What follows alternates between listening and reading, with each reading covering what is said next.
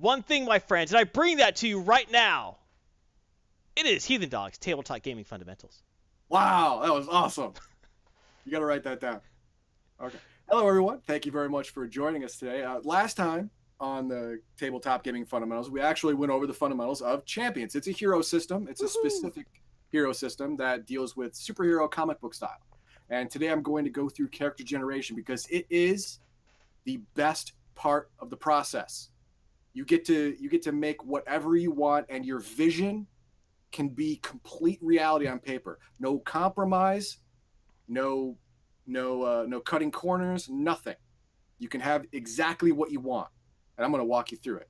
First, let's take a look at the game itself. The publication dates, it's gone through 6 editions, obviously, from 1981 to 2010.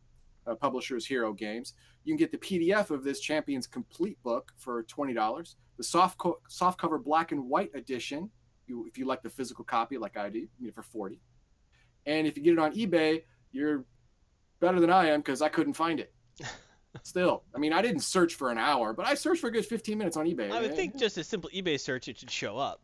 You'd think, but no. I mean, other ancillary like source books come up, but not this main book. So, okay. 4th edition lasted a long time. Yeah, it did. That's over 20 years. That's the one I have. That's a good edition. Yeah. Well, not anymore. I bought this so I could, read it. Yeah. Good idea. I did. All right. Now, building a character. These are the steps it tells you in the book that you need to do. First step, you and your GM come up with your power level. This is the starting character points that you get to build your character. You can go from FBI agent to very competent normal to Superman, which is galactic level power, and you get a commensurate number of starting points. And then you go and you build your characteristics, all of your stats, and then you get your skills, and you get your perks, which are special resources like money, game, or stuff like that. It doesn't have a role, it's not a power, but it does affect gameplay. Then you get talents. These are special abilities that like you have, like eidetic memory or linguistic genius, stuff like this. It does affect the game, but it's much more for flavor. And then, of course, at the end, whatever points you have left over, you get to spend on powers. Just powers, because they're cool. Hey, I found one on eBay. How much is it? $18 plus $10 shipping.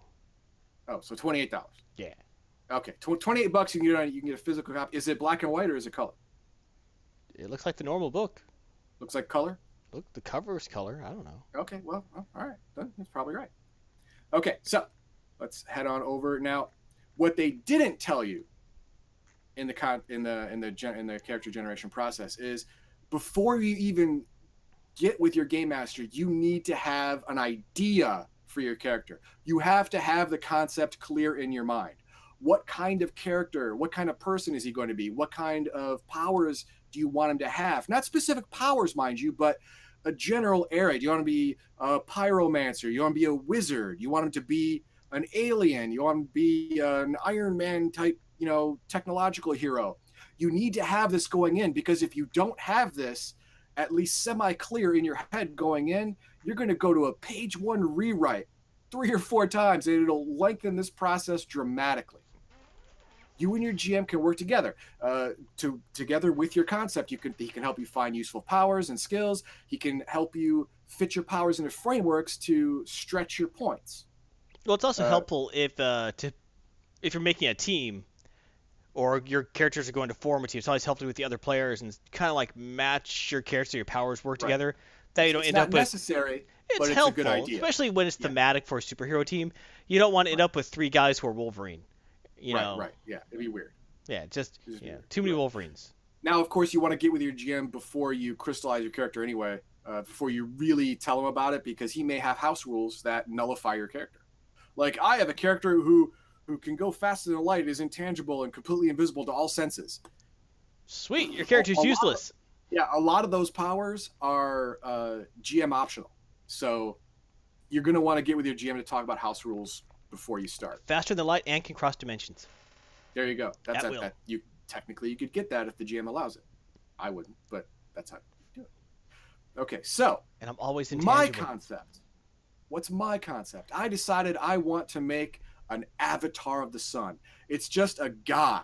Just a guy who is in the right or wrong place at the right or wrong time, depending on your point of view. And the living spirit of the sun tapped him to be its avatar on the earth. That sounds good. Yeah, okay, Hi, cool. Duncan. Now, he's just a guy.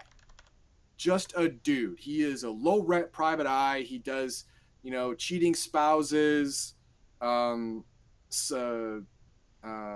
people to get them summonses and stuff like that. He's just Low end living bounty paycheck hunter to work. paycheck.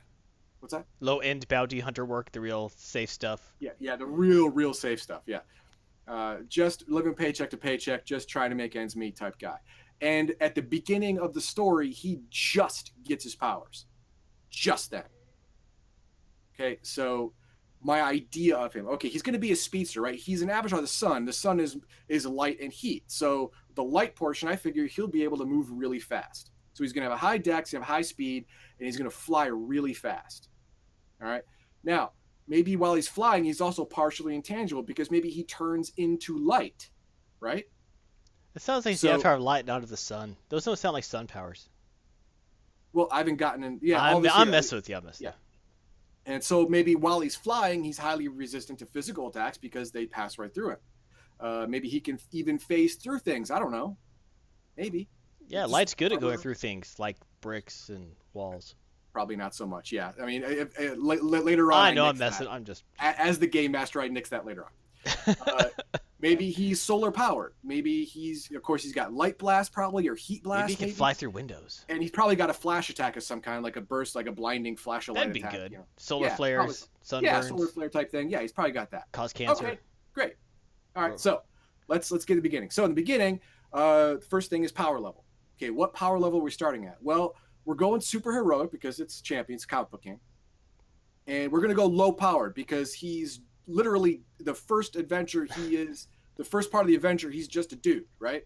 So he just got his powers to go 300 points. You look on the chart to your right, you see the normal, the heroic, and the super heroic character point starting points. A standard normal guy's got 25 points, all right? A standard elite agent, like a super spy type guy, 175. And I'm starting the low-powered, or youthful superhero is 300. Now, if you want to go, Superman or All Might or whatever, you're going between 650 and 750 plus. It's a lot of points. Yeah, it's a lot of points. So, why did I choose these options? Well, because my character just got his power, so he wouldn't have all the experience of an important or a nation's greatest superhero yet. So he'd have the 300 point total. And I don't want to be here crunching 1,000 points all day. Yeah. The more points you have, the harder. That's more like Silver Surfer levels. Yeah. So over 750 is Silver Surfer.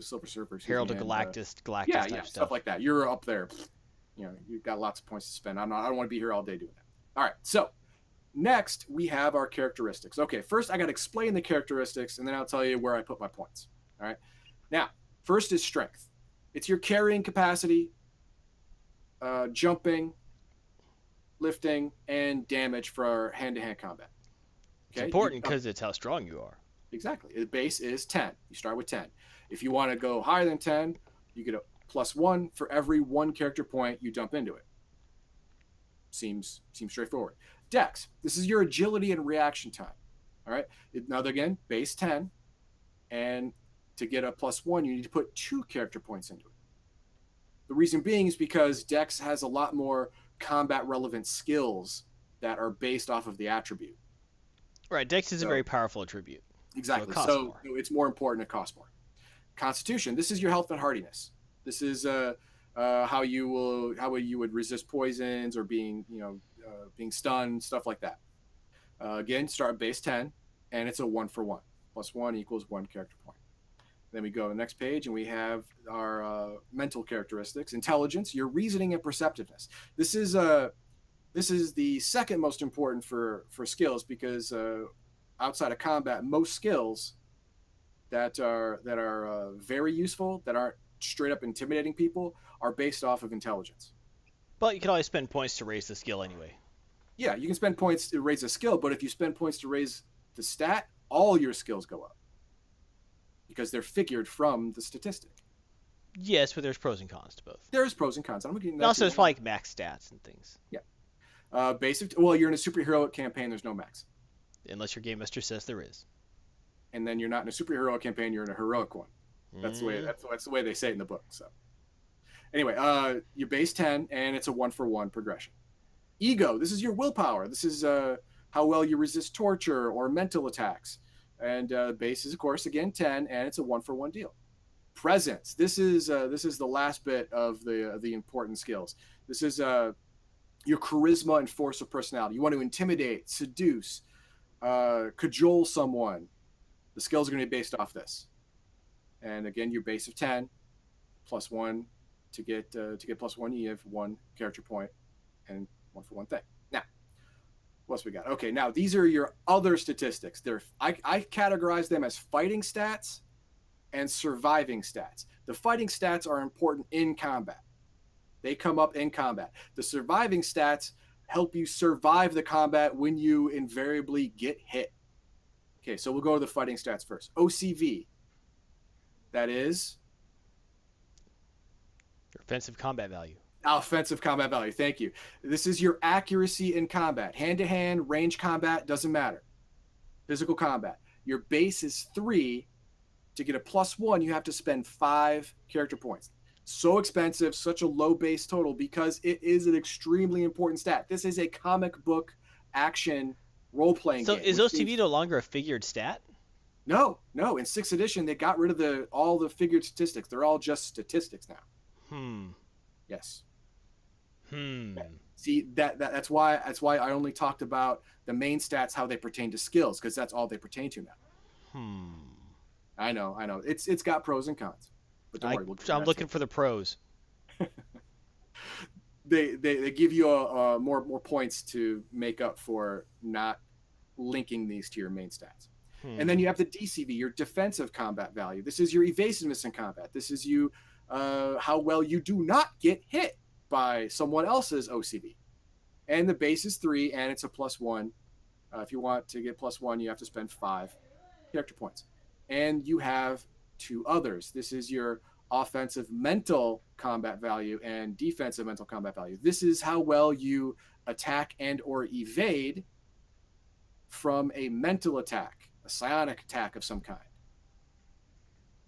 And again, the base of 3. But because it's less... Nathan, good to see you again. Yeah, it occurs less often, so it's not as expensive to raise up. Because it's not as valuable as the OCV and DCV. Right. So it'll cost less. Absolutely. And then there's your speed. Higher your speed, the more times you go in a segment or round.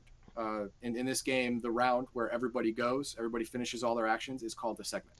Now, in this edition, what is considered a normal speed? A normal speed, a base of 2 is a normal person speed. That means they go twice. Right, but for printed characters in the book, what's their average speed? Printed characters in the book, they average about, for a superhero campaign, 4 or 5. Okay, so that hasn't changed. 5? Okay. I just was with other changes. I thought it might have changed it to a point where, since I'm just buying on my stats, why not buy a 12 speed? 12 speed is good. Well, you can buy 12 speed. It just costs you 120 points. Yeah, no. Well, you start off at base of 2. Oh, 100 points? So totally worth it. I would do it every points. time. Okay.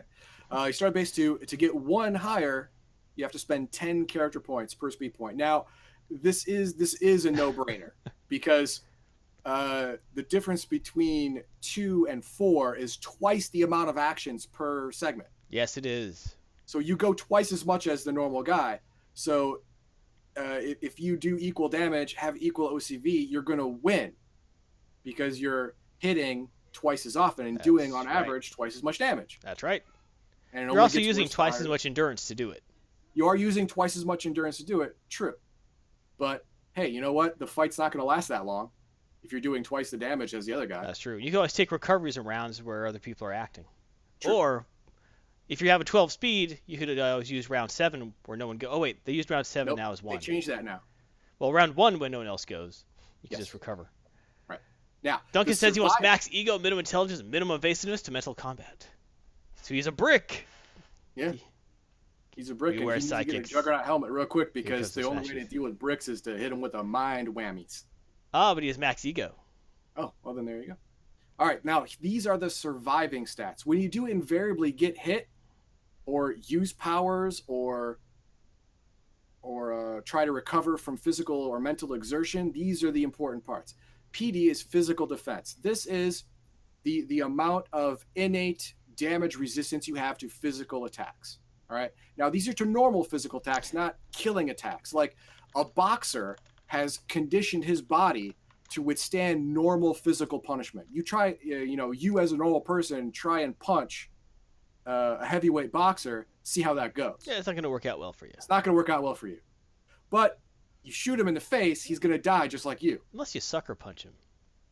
No, even if you sucker punch him, you're not a boxer. He's not going to go down. That's true. He'll just be really mad. He'll just be really mad because it stung a little. And things won't work out well for you after that. Yeah, no, you're done. Now, ED is energy defense. It's the exact same thing, only for all types of energy. Plasma blast, lasers, lightning, whatever. Kinetic is energy. Now, both of these have a base of 2, and to raise them, it's a 1-for-1 trade. To get a +1, you spend 1 character point. Now, recovery. Recovery is how quickly you recover from fatigue. Now, everything in this game, almost everything in this game, initially takes recovery to use. Superpowers. You have to spend endurance, and recovery gives you back your endurance. Even using your strength, like using more than 5 points of strength, will start to make you fatigue. And you have to use your recovery to recover that back. The base starts at 4, and you get an automatic recovery at the end of the segment. It's called the post phase 12 segment. That's right. Where at the end of when everyone's taken their turn, everyone takes the post phase 12 segment, and everyone gets to take their recovery, as long as they're conscious. They get their recovery back. Which does create which mechanics wise works well for a game, but people like always to point out, well, if this is a real person using game stats, and in Champions, with the post phase 12 recovery and those average human stats for the game, a normal person can run indefinitely. Yes, full speed. That is a problem. But it's a superhero game. I know it's a superhero game. What do you want? Even if you're playing normal hero system, it's just it's a game. Get over it. Yeah, a little bit. Now, endurance. This is your personal energy reserve. All right. Every time you exert yourself, this stat will go down by the amount that you've exerted yourself.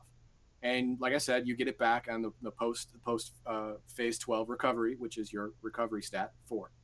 Now, let's say you have the strength of 10. You use 1 endurance for every 5 points of strength you exert.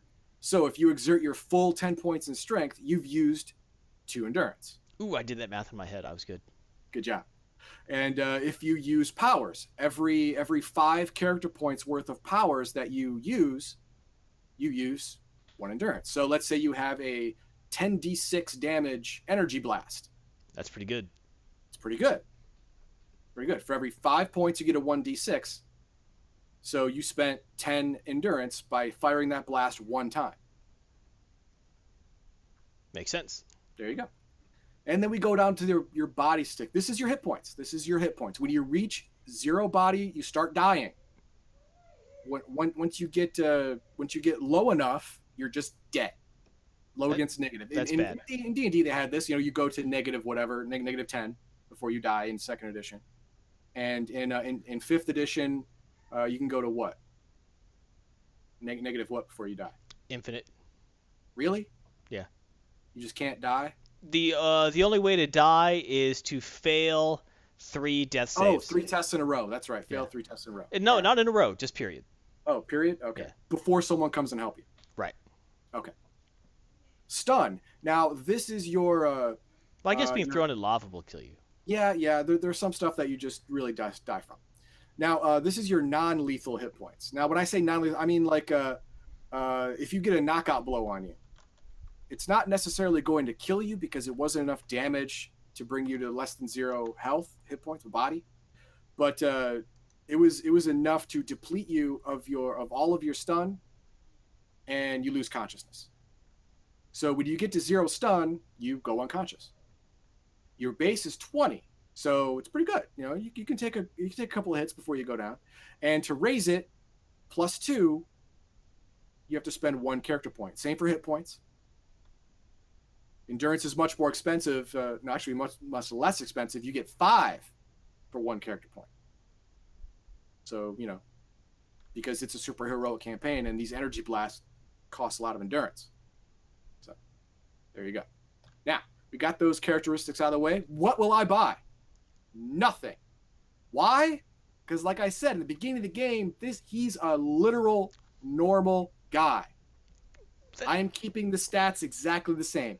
The only thing special about him is circumstance. He was tapped. So his powers didn't increase his stats at all? Nah. All right. There is a power called characteristic increase. That's what I'm going to use. See, I want him to be solar powered, right? So basically, you just want to buy your stats cheaper. As a game master, we always called that. No. Almost cheating. Listen to me. If I buy characteristics straight, then they'll always be on. But if you have them only when you're in the sun or only in costume, and then I'll only have my stats then, and then they're cheaper too. But I'm not saying it's wrong. I'm just saying. I'm going for the thematic thing. He's going to be solar powered, so the moment the sun goes down, he's a completely normal guy again. Completely normal guy. All right.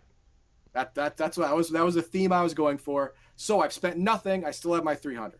All right. So what's next? Skills. A supervillain who attacks you at night. And I'm gonna get a bonus for all of my powers because they only work during the day. Oh wow. Yep. By session 3, you'd be attacked at night. Probably. And I'm boned. That's that. Then I got to roll with something. I got to work it out. Anyway, here we go. Skill types. There are 5 main skill types. Agility-based skills. These are based on dex.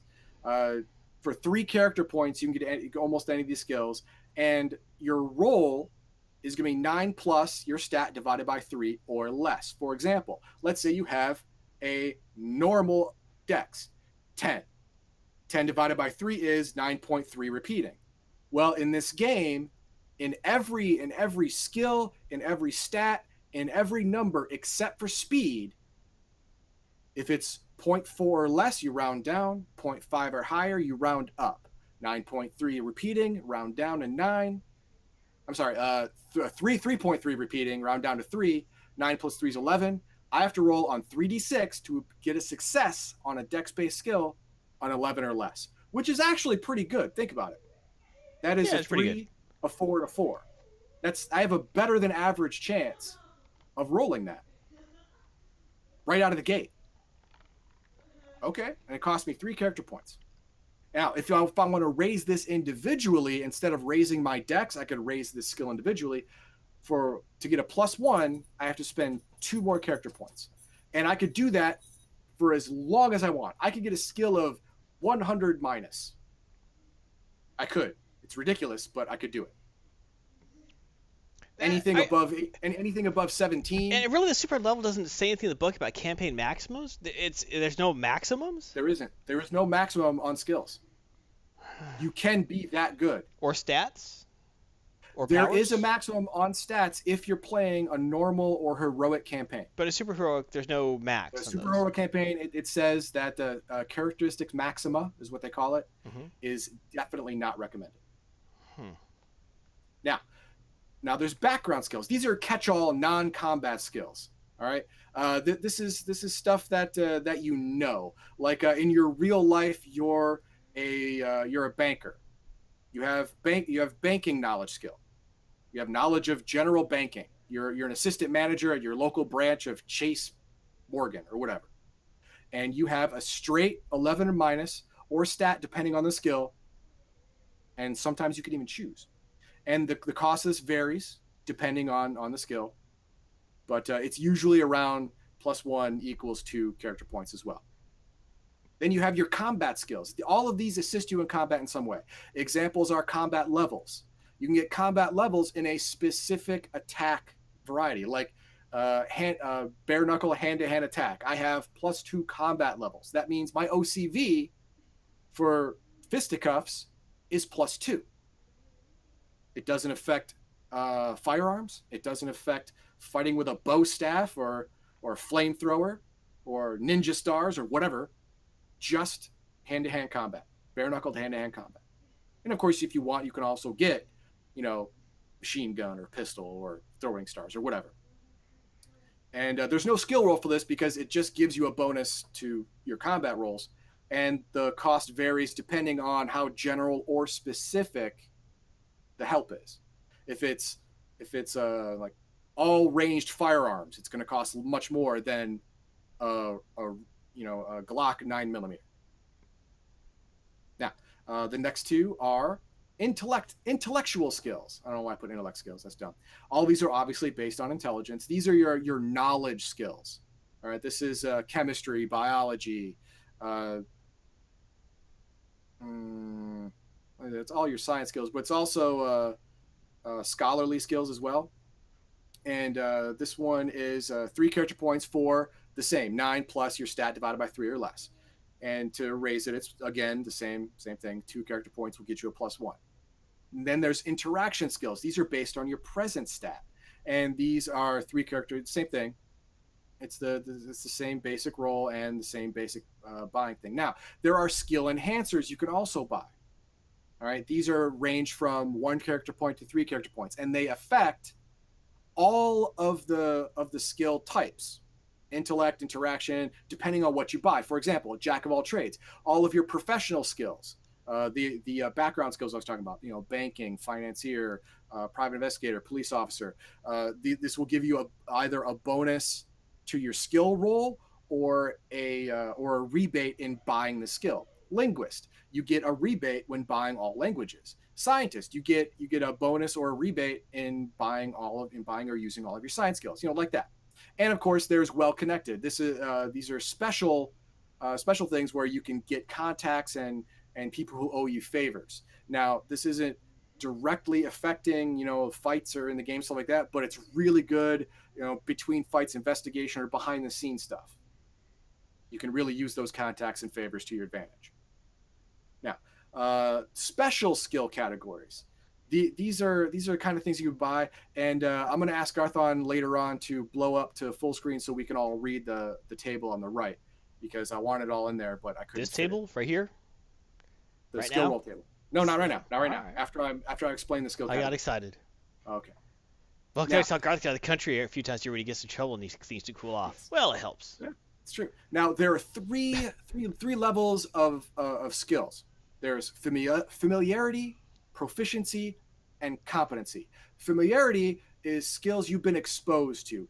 Maybe you've read about this, never actually done it, definitely not professionally trained, but you can get an 8 or less roll in it. That means on 3d6, if you roll an 8 or less, you succeed in doing it. Woo! All right, but this only costs 1 character point rather than 3. Only costs 1. And later on, if you want to bump it up, you don't have to pay that 1 again. You only pay 2 more. Boom, you got a full-blown skill. And then the next level is proficiency. Now this one is you've read about it, you've done it a couple times, but you're not professionally trained.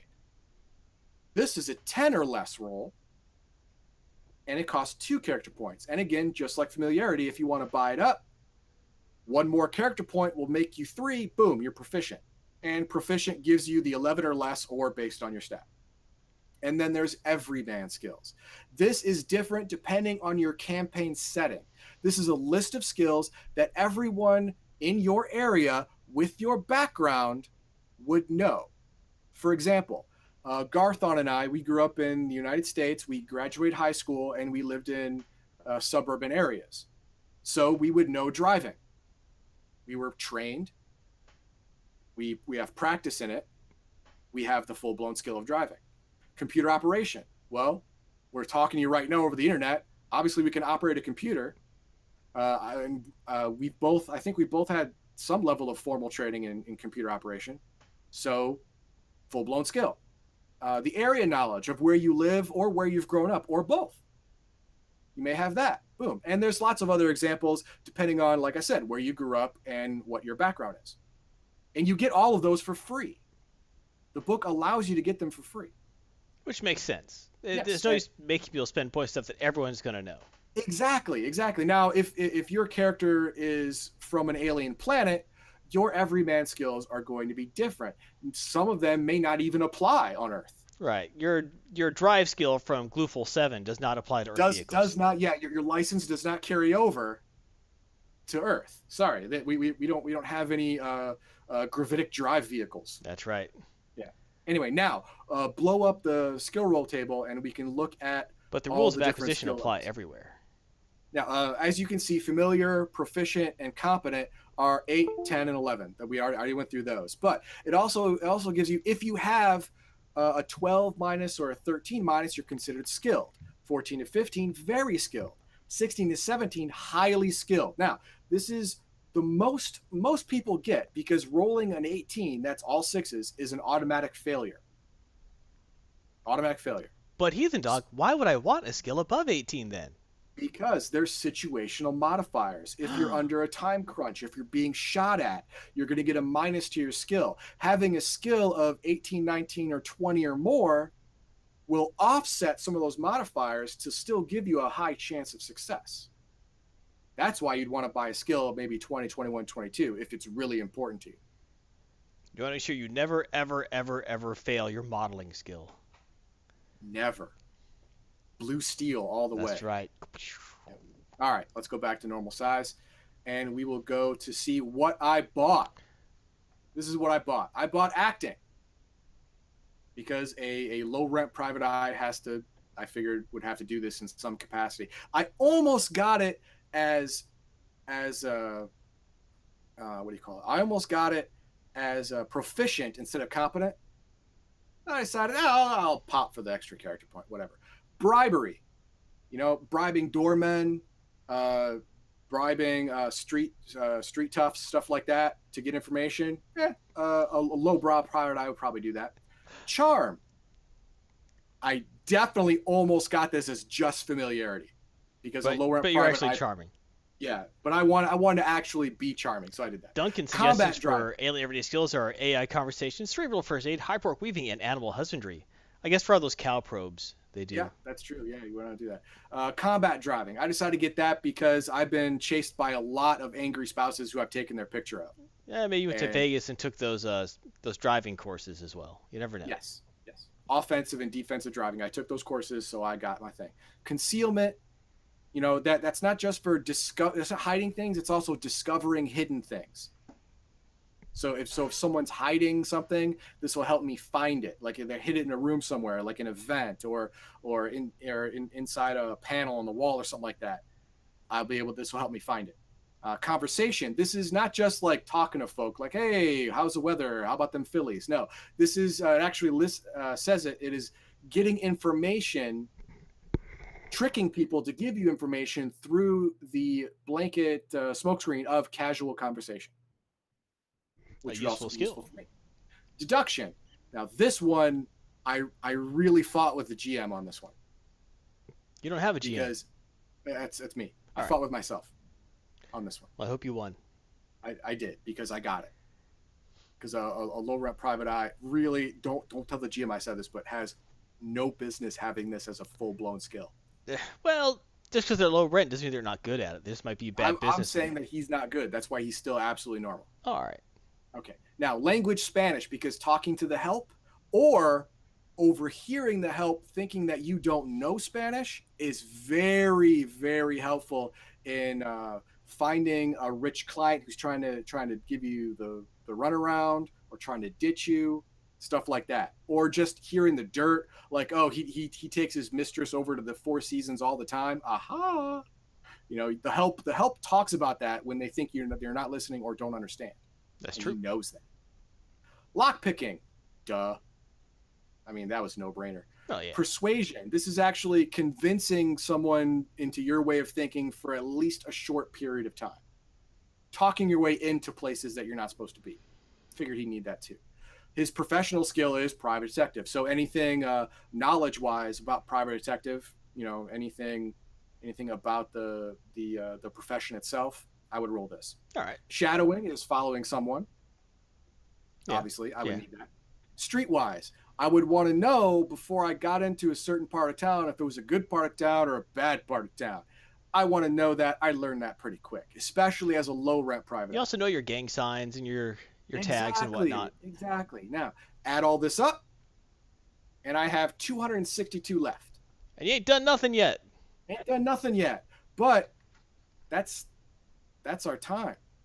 It's gonna have to wait till next time. But don't worry, this took the most time. Everything else will go definitely in the next session. What we've gone through power level and concept. We've gone through the characteristics, the basic stats, and all of the fighting and survival stats. We've gone through the skills, abilities that are learned or practiced. And we fleshed out that I am a private eye. I'm a little better than I should be, but that's just me taking license. And I have a question for you, since I'm not going to be here. Shoot. What point? Well, actually, no. Next time's anime. It's the time after. Yeah, I'm not going to be there. Oh, okay. Gone for 2 weeks. Or will I be back for that one? No, I won't be back. So, what point break are you giving yourself on the stuff you bought for only during the day? I want to talk about that with the powers, but it's going to be between 1/2 and 3/4. The game master is pushing hard for the 1/2. I'd push for 1/4. See, normally, he tried that on me too. The SOB tried that on me. I said, listen, how about this? Okay, it's not just during the day. I'll even take more that if you actually shield him from ambient solar radiation, even during the day, he also loses his powers. So in the shade? No. See, indoors? Solar radiation goes through clouds. Radiation goes through buildings. He just has to have a certain amount. Now, going through so not when blocked by lead? Yes. Still a 1/4. A quarter. Maybe 1/2. Maybe a 1/2. That's probably what the GM's going to buy, the 1/2. That at most this way, because even though you say, well, the day is only half the time, really, are you awake and fighting crime all night and all day? No. So you're asleep for the. Trust me, I've had this conversation before, but I've tried. I'm sure you have. Yeah, I can sweet talk the GM. I can bribe him. I'm sure you can. You can buy him alcohol until he'll agree with you. Yeah, into 1/2. I can do it. So next time we're going to go over perks. Those are those special resources. Perks are good. That I talked about. And talents. These are the stuff that you're just happen to be really good at. These are your natural talents that in this instance make you above and beyond in this certain area. And then of course we're going to go through the powers, which are awesome. Now I will give you a sneak peek on the powers. I first wanted flight. I started doing the math. And to get the kind of flight I wanted super fast flight. I wanted almost instantaneous acceleration, and I wanted zoom zoom. That costs like 220 character points by itself. So I went a different way. I went teleportation and exists between point A and point B. Do they still have mega movement? Yes, they do. See, but it's only for non-combat. Right. And I use that. Right. Okay. In non-combat. Cool. Right. So I use teleportation, but with the limitation that I exist between the 2 points. And that's exactly what I was looking for, and it's much cheaper. Fair enough. Yes. But that was it. That was it for me. If you have any questions about champions, if you have any questions about what I've done, just like Garthon, he had questions about so many questions. So many questions about the skills, and he asked them. That's fine. You can ask them too. Please do. If you're watching this on YouTube, go ahead and throw them in the comments below, and I will get back to you. If you're watching this right now on Twitch, go ahead and throw them up in chat, and I will answer them. While you're thinking about it, Garthon will go ahead and tell us about all the other things that you can see me do. That's right, Heathen Dog. If you want more Heathen Dog, you can see him on YouTube. Heathen Dogma segments are available anytime, any day for you to see on YouTube. YouTube, the tube, that's you. You can check his anime and RPG segments, his team-ups with Garthon on Warframe and Star Trek Online. His past streams where he's run through video games, such as running through the entirety, except for the new expansion that's coming up, of Star Trek Online with Buck Fast but Cool without spending a dime, my friends. Not a dime. Monopoly Plus, This War of Mine. That was a fun. I liked watching that. That was high drama. This War of Mine was good. That was good. Amnesia, Dark Descent. Those were scary. I liked watching them, but I didn't like it. It was scary. Have someone close to you during those. Through Outlast, Alice Descent, and through Portal. That was entertaining. That was a good clockbuster at the end. Portal was great. Oh yeah, I beat the game with literally no time on the clock. It was pretty awesome. Zero on the First clock. time through, beat it. Yep. Amnesia was a good run, Baldar. I agree, that was good. Thank but you, he has Portal 2, right? You got that? Yes, and as soon as my vacation's over, because I'm going on vacation this week, as soon as that's over, Elgarin and I are going to get together and we're going to do team up with Portal 2. That's awesome. He's never played the multiplayer content. Maybe you could do that while I'm gone. Yes. And you can check out Heathen Dog streaming Soma Mondays at 8 p.m. It's kind of creepy. It is creepy. So far, I've only gotten to a creepy robot that killed me one time. But according to all the people who I've talked to, it starts getting real weird right after that. So excellent. So thank you, Heathen Dog. Remember, check out Heathen Dog, more Heathen Dogma, and like, subscribe, and comment to all things Heathen Dog on the Legion of Men. Now, everyone, we know what time it is. We're here for it. It is